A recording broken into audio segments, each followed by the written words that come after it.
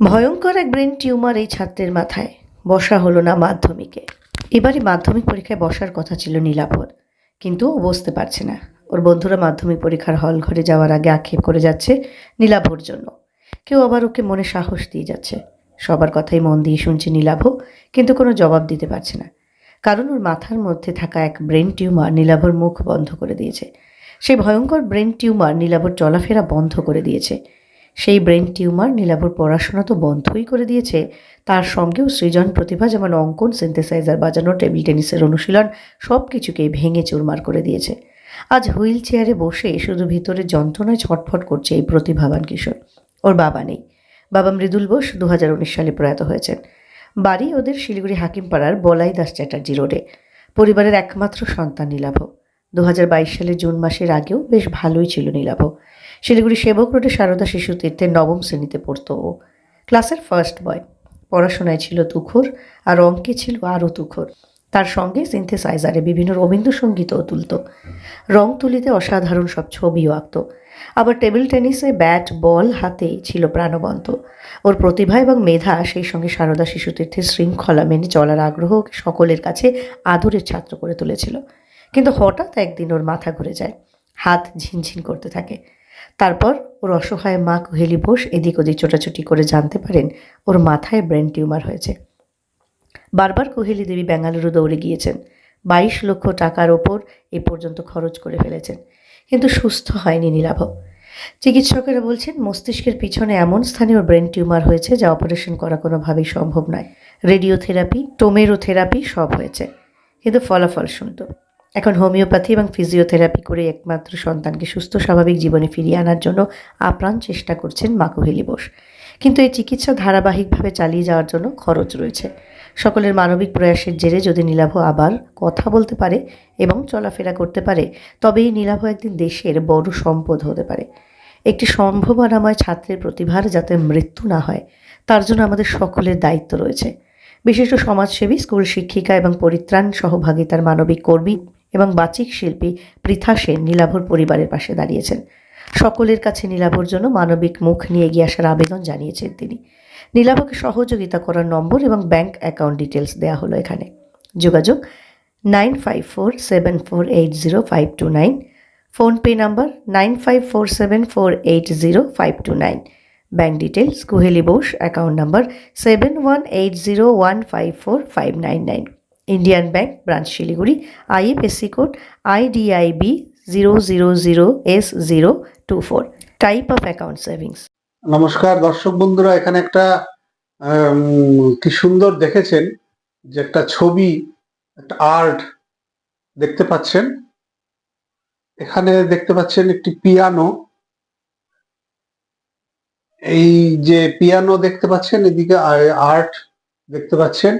এগুলো, এই যে পিয়ানোটা যে বাজাতো আর যে আর্ট যে করেছে, সে আমাদের সামনে এখানে বসে আছে। করতো নীলাভ নামক, অপূর্ব ওর ছবি আঁকতো, সুন্দর পিয়ানো বাজাতো এবং পড়াশোনায় অত্যন্ত মেধাবী। এই নীলাভ বোস শিলিগুড়ি হাকিমপাড়া বলাই দাস চ্যাটার্জি রোডে ওর বাড়ি। বাবা নেই। বাবা আজকে 5 বছর হলো মারা গিয়েছে। বাবার নাম ছিল মৃদুল বোস। ওর মাকে এখানে দেখতে পাচ্ছেন, কুহেলি বোস। অত্যন্ত মেধাবী ছাত্র এই নীলাভ। সারদা শিশুতীর্থ, সেবক রোড, সেই স্কুলে ও নবম শ্রেণীতে পড়তো এবং ফার্স্ট বয় ছিল। অত্যন্ত মেধাবী। শুধু পড়াশোনা না, পড়াশোনা তো আছেই, তার সঙ্গে ও ভালো পিয়ানো বাজাতে পারতো, ছবি আঁকতো, অর্থাৎ সৃজনশীলতা ওর মধ্যে পূর্ণ মাত্রায় ছিল। হঠাৎ ওর স্ট্রোক হয়, ব্রেন স্ট্রোক, এবং তারপর ধরা পড়ে যে ওর ব্রেন টিউমার হয়েছে।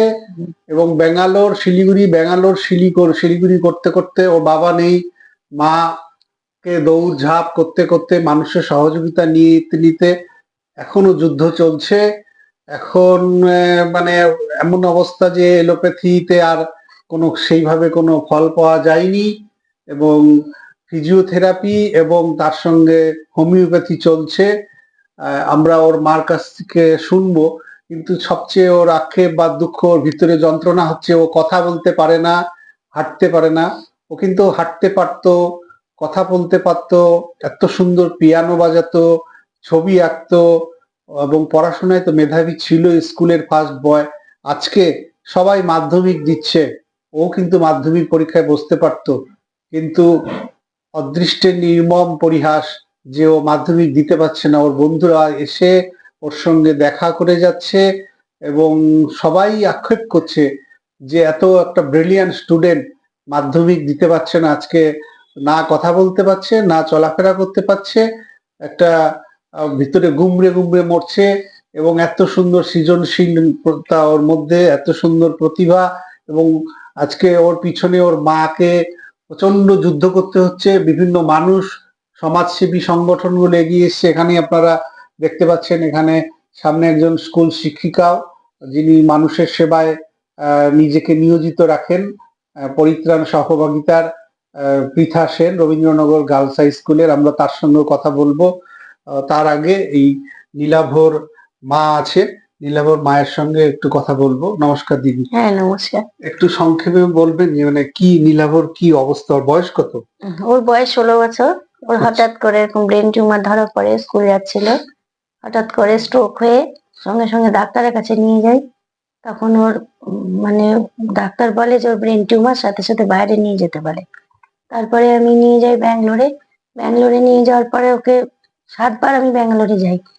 ও 30টা রেডিয়েশন ওখানে চলেছে। ওর যেহেতু টিউমারটা ব্রেনের উপরে, ওখানে কোনো অপারেশন হবে না। তারপরে ওখান থেকে ট্রিটমেন্ট করে বাড়ি আসার পরে ও ঠিকই ছিল, কিন্তু গত মার্চের থেকে ওর আরো অসুবিধা শুরু হয়। তখন আমি আবার ওকে চেন্নাই নিয়ে যাই। ওখানে ওকে প্রোটন রেডিয়েশন ক্যান্সার সেন্টার যেখানে, ওখানে ডাক্তার উদয় কৃষ্ণ স্যারের আন্ডারে ওকে টোমোথেরাপি দেওয়া হয়। ওখানে আমার প্রচুর মানে পয়সা দরকার ছিল, তো ওখানে আমাকে ওখান থেকে এনজিও থেকে হেল্প করে 5 লাখ টাকা খালি ওর রেডিয়েশনে মানে টোমোথেরাপিতেই চলে গেছে। তারপরে ওকে নিয়ে আসি, আজ 3 মাস থেকে আমি নিয়ে আসি ওকে। আনার পরে ওকে 2টো ইঞ্জেকশন দিতে বলেছে, 6টা ইঞ্জেকশন দিতে বলেছিল। খুবই কস্টলি ইঞ্জেকশন গুলো, কিন্তু 2টো দেওয়ার পরে ও নিতে পারলো না। তখন ওকে বন্ধ করে দেওয়া হয়। এখন ওর হোমিওপ্যাথ চিকিৎসা চলছে আর ফিজিওথেরাপি চলছে। হোমিওপ্যাথিতে কি আশা করা হচ্ছে? হ্যাঁ, হোমিওপ্যাথিতে বলছে সময় লাগবে, কিন্তু চেষ্টা করছে ওরা। আর ফিজিও? ফিজিও তো বলছে ঠিক হবে, সময় লাগবে, সবকিছুরই সময় লাগবে। কতদিন ধরে এই অবস্থা? 1.5 বছরের উপর হয়ে গেল। 25শে জুন থেকে 2022-এর।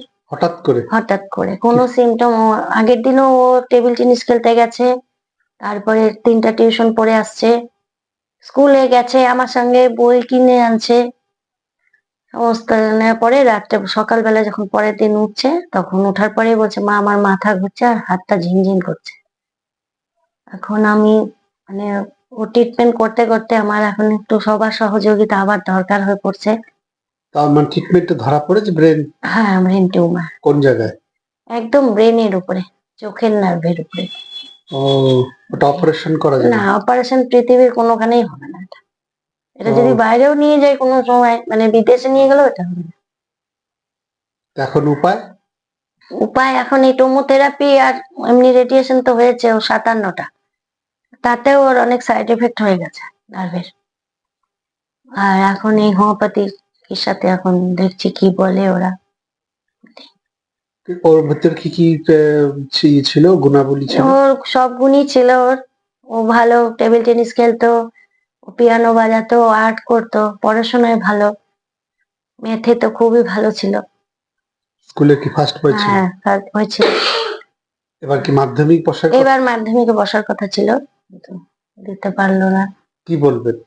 সবাই মাধ্যমিক দিচ্ছে, ওর বন্ধুরা এসেছিল? এটাই সবাই, হ্যাঁ সবাই এসছে, ওর কারা? বন্ধুরা খুবই ভালো। স্কুল থেকে সব সময় সহযোগিতা পাই আমি।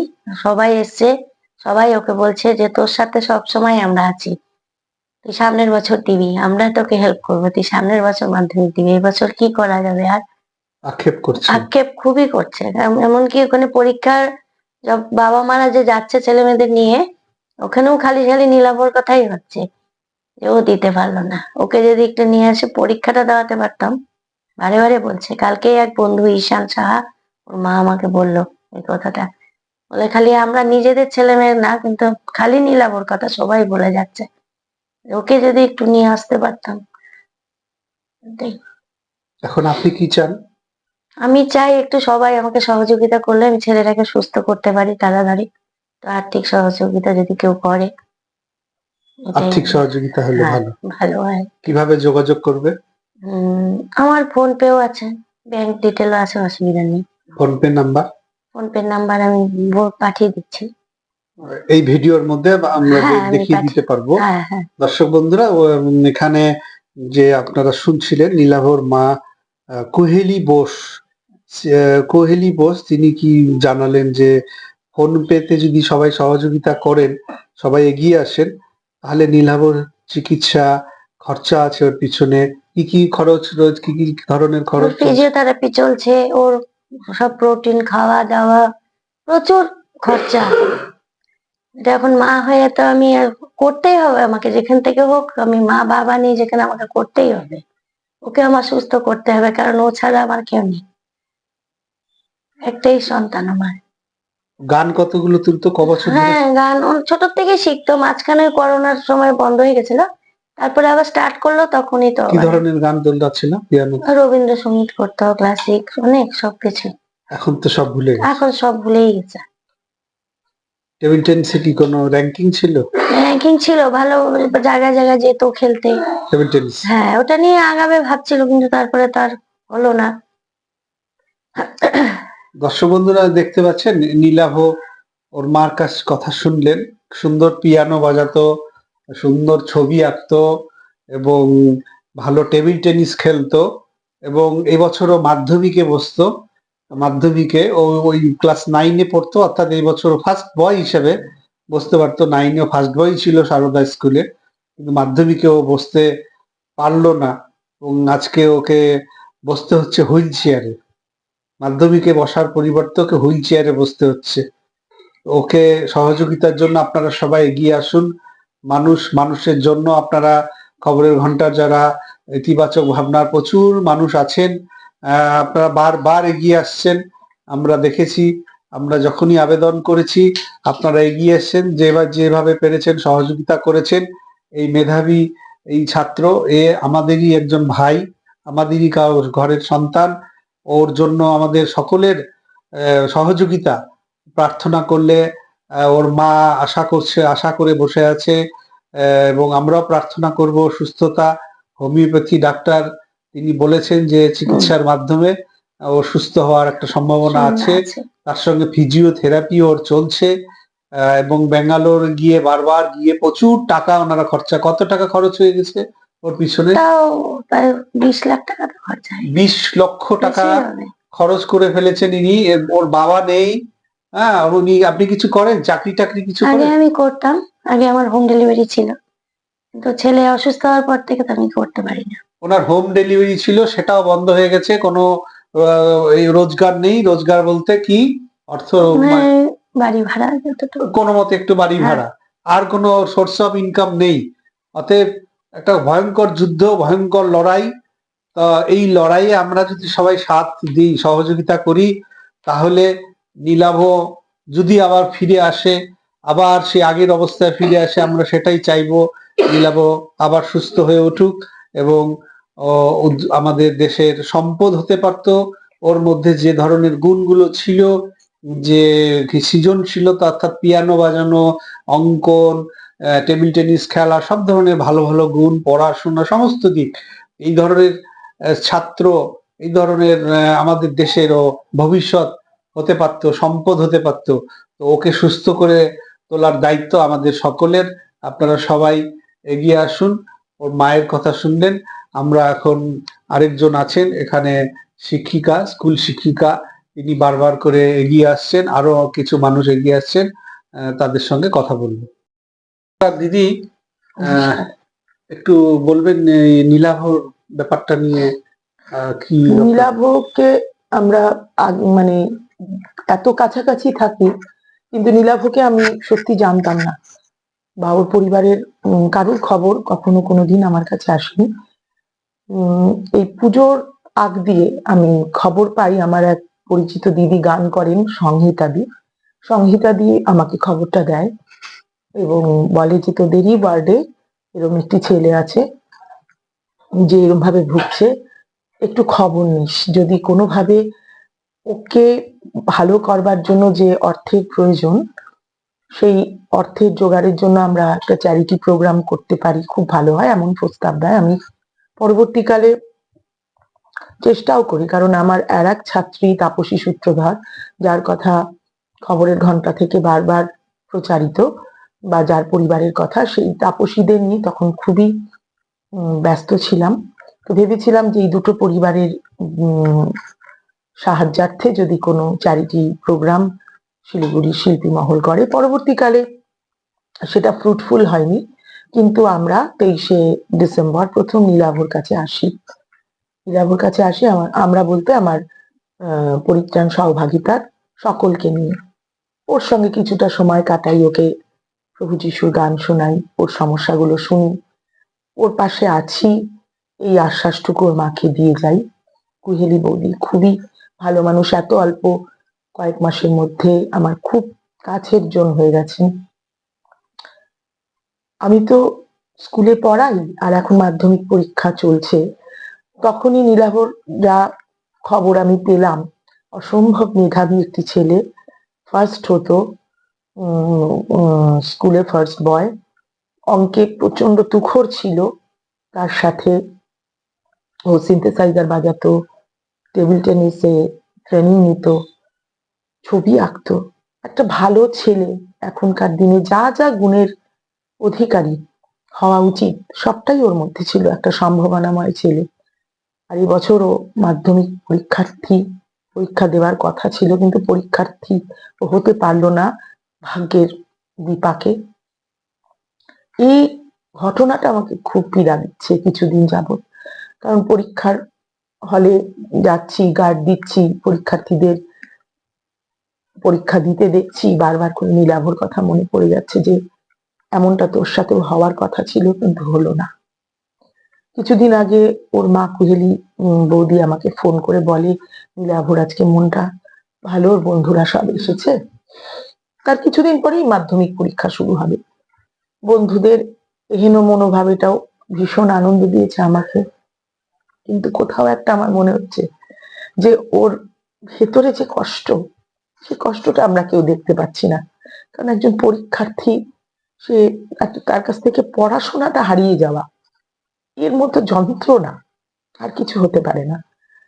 সেই জন্যই আমি খবরের ঘন্টায় বাপিদার কাছে জানাই নীলাভর কথা, যে ওর এই জীবন যন্ত্রণার কথা, ওর মায়ের এই অসহায়তা, এই আর্থিক অনটনের কথা শিলিগুড়ির মানুষের কাছে পৌঁছে যাক। কারণ শিলিগুড়িতে প্রচুর সহৃদয় মানুষ আছে যারা বারবার অসহায়ের সাহায্যার্থে এগিয়ে এসেছে। আশা করব নীলাভর পরিবারের পাশেও সবাই আসবে, এবং আমার শুধু একটাই চাওয়া, সকলের মতোই, ওর মায়ের মতো, বাকি সব ও শুভাকাঙ্ক্ষীদের মতো, যে খুব তাড়াতাড়ি ছেলেটার জীবনের স্বাভাবিক স্রোতে ফিরে আসুক, সুস্থ হয়ে উঠুক, আবার পড়াশোনা করুক, আবার আগের কাজগুলো সব করতে শুরু করুক, এটুকুই। ওর মধ্যে একটা ক্রিয়েটিভিটিও তো রয়েছে অসম্ভব, পড়াশোনার পাশাপাশি সুন্দর ছবি আঁকে। ওর মা ছবিগুলো এই মুহূর্তে সবটা দেখাতে পারলো না, খুব ভালো ছবি আঁকে। ওর পিসি আবার আমার ছোটবেলার বন্ধু, মানে আমরা শিলিগুড়ি গার্লস একসাথে পড়েছি। ওর পিসির কাছে আমি ওর অনেক গল্প শুনেছি, যে মানে কোনো সময় নষ্ট করতো না, ও সব সময় মানে অবসর সময় ছবি আঁকতো, গল্পের বই পড়তো, পিয়ানো বাজাতো, একটা আপন ভোলা আত্মভোলা একটি ভালো ছেলে। তার এই পরিণতিটা মেনে নেওয়া খুব কষ্টকর, খুবই মানে কষ্টদায়ক পরিস্থিতি। সবাই আবার নিশ্চয়ই এগিয়ে আসবে, এবং নীলাভকে নিশ্চয়ই আমরা আশাবাদী মানুষ হিসেবে নিশ্চয়ই আবার আগের মতোই দেখতে পাবো, স্বাভাবিক, চঞ্চল, প্রাণবন্ত। এমনটাই ঈশ্বরের কাছেও প্রার্থনা করি, এমনটাও আশা রাখি। Thank you. ধন্যবাদ। ওই নীলাভর বাড়িতে মা আজকে না প্রকাশ করতে রান্না করেনি, চুপ চুপ করে খাওয়ার দিয়ে আসে। কোথায় বেরোচ্ছে? খুব করে কাজের মাসির থেকে শুরু করে গরিব দুঃখী রিক্সাওয়ালা দেখলে ও মানে সবার একটু আগে বিশ্রাম করে গেলে ভালো হতো। নিজে না খেয়ে খাওয়াবে মানুষকে, এরকমই ছিল ও। সবাই কেউ রাত 12টার সময় যদি বলে "এই একটু দোকানে যা", তো দিয়ে চলে যাবে, জিজ্ঞাসাও নাই আমাকে যে মানে আমরা যাই। তার মানে আরেকটা মানবিক গুণ ওর ছিল, হ্যাঁ, ওর এটা তো খুবই ছিল, মানুষের এটা ওর প্রতি। বাবার ভিতরেও ছিল। বাবা খুব মানুষকে পড়তে খাওয়াতে ভালোবাসতো, ও তাই। কেউ বাড়িতে এলে না, কে কোথায় শুবে কি করবে সমস্ত ও দেখে। টুকির সঙ্গে তো সব সময় টুকির পেছনে লেগে থাকে, সব সময় টুকির পেছনে। খুবই ভালোবাসতো, তো সেবার টুকিকে খুব মনোভাব আছে। ভালোবাসে। সেবার মনোভাব ওর ছোট থেকে, যেহেতু সারদাতেও পড়ছে না, ওখানেও একটা অন্যরকম শিক্ষা শিক্ষাটা তো। অন্যরকম। কষ্ট হতে দিত না ও। হ্যাঁ, নিজেও কষ্ট করবে কিন্তু কাউকে কষ্ট দেখতে পারতো না। যেমন যেমন হয়তো কেউ লোকজন আসলো সোয়ারিয়ে বা কারো কেউ খেতে পাচ্ছে না, কেউ মা তুমি ওকে দাও, আমি খাবো না, তুমি আমার খাওয়াটা ওকে দিয়ে দাও। এরকম হয়েছে? এরকম অনেক হয়েছে, এরকম অনেক অনেক মনটাই হ্যাঁ, বাবার ভিতরে ওই জিনিসটা ছিল। খুবই গরিব দুঃখীদের ও খুব ইয়ে করতো।